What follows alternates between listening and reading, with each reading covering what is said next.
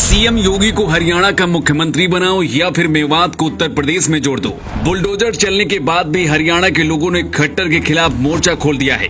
एक दो नहीं, पूरे प्रदेश के 150 गांव के लोगों ने सीधा ऐलान कर दिया है, हर हाल में सिर्फ योगी को भेजो या फिर मेवात को यूपी में शामिल कर दो। सोचिए, पूरा एक राज्य ही योगी की शरण में आना चाहता है, क्योंकि मेवात के रहने वाले हिंदुओं को ये लगता है कि योगी ही उनकी सुरक्षा कर सकते हैं। हर किसी की जुबान में सिर्फ योगी आदित्यनाथ का ही नाम था और ये कहा जा रहा था कि अगर हरियाणा के सीएम योगी आदित्यनाथ होते तो मेवात में हिंदुओं का ऐसा हाल बिल्कुल नहीं होता। तो क्या सच में मेवात यूपी में शामिल कर दिया जाएगा? इसकी कहानी बताएं, उससे पहले आपको हरियाणा के नूह में क्या हालात है उसे समझना चाहिए। हरियाणा के नूह मेवात में जब हालात बिगड़े तो एक साथ दर्जनों बुलडोजर रोहिंग्याओं पर कहर बनकर टूट पड़े और उन मकानों को भी गिरा दिया गया जहां पर अपराधियों को पनाह दी जा रही थी। अभी तक 162 स्थायी और 591 अस्थायी निर्माण गिराए गए हैं, लेकिन बुलडोजर एक्शन पर पंजाब हरियाणा की हाई कोर्ट ने इस वक्त रोक लगा दी है। यूपी में जब भी योगी का बुलडोजर चलता है तो हाई कोर्ट भी दखल नहीं देता। यहाँ तक इसी महीने बंगाल हाई कोर्ट ने ममता बनर्जी सरकार को सलाह दी थी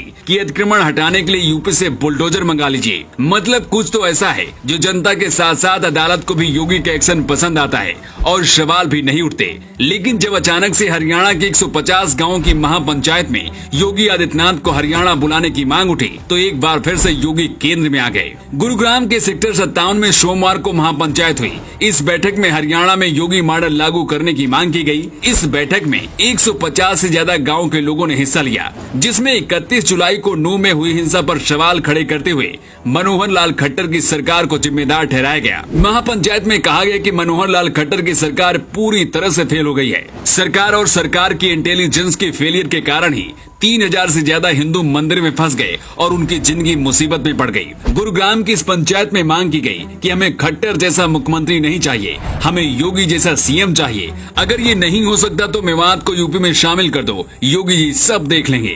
तो क्या योगी हरियाणा जाने वाले हैं या फिर मेवात को यूपी में शामिल किया जाएगा, इसे भी समझ लीजिए। मेवात हिंसा के पहले से हरियाणा में सीएम खट्टर के खिलाफ लोगों का गुस्सा है। सिर्फ लोग ही नहीं बल्कि पार्टी के अंदर भी बगावत है। सिर्फ पीएम मोदी के नाम पर ही खट्टर हरियाणा में मुख्यमंत्री की कुर्सी पर बैठे हैं। 2017 में जब रेप के आरोपी गुरमीत राम रहीम को सजा सुनाई गई थी, उस दौरान भी खट्टर पंचकुला की हिंसा को नहीं रोक पाए थे।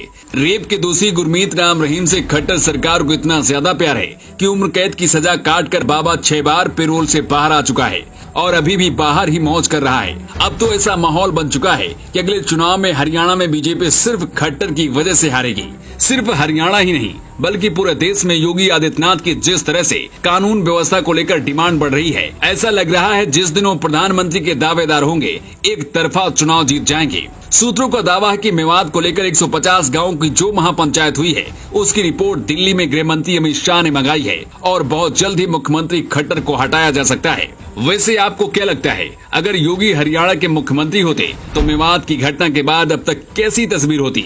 आप अपनी राय कमेंट बॉक्स में लिखकर जरूर बताएं। Bureau report, new times.